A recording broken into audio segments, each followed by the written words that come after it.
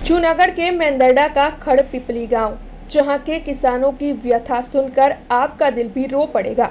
दरअसल दीपावली के पर्व के बाद गुजरात के विभिन्न हिस्सों में बिनमौसम बारिश दर्ज की गई, जिसकी वजह से किसानों की तकरीबन सारी फसल बर्बाद हो गई और किसानों को काफी ज्यादा आर्थिक नुकसान पहुंचा। जूनागढ़ के विभिन्न हिस्सों में भी किसान काफी ज्यादा आर्थिक नुकसान के बोझ तले दब गए हैं।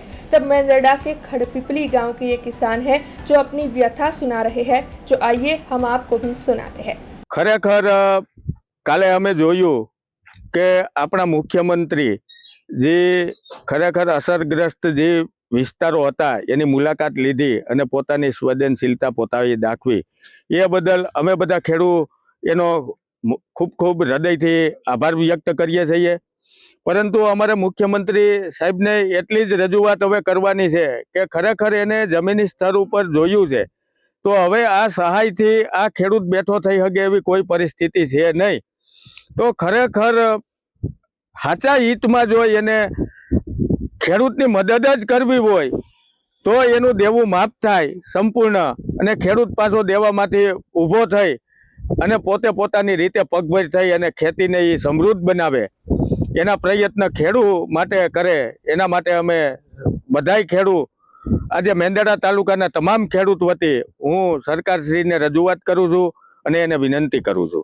बीजा नंबरमां जे टेकाना भावनी जे खरीदी करवानो सरकारना प्रयत्नो छे ए बहु सारा छे, पण एमां सरकारश्रीने पण टेकाना भावे खरीदी करवामां खर्चो लागवानो छे अने खेडूतने अहींया पहोंचाडवामां खर्चो लागवानो छे।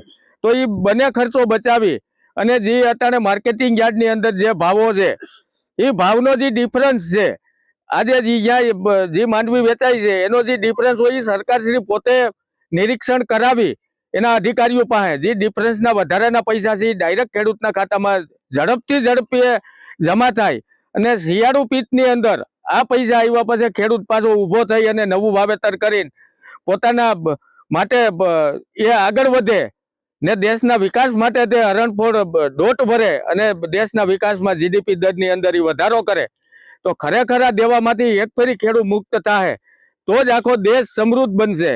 हवे मारी सरकारश्रीने एक विनंती छे के अत्यारे नुकसानी गई छे, तो बधाने खबर ज छे।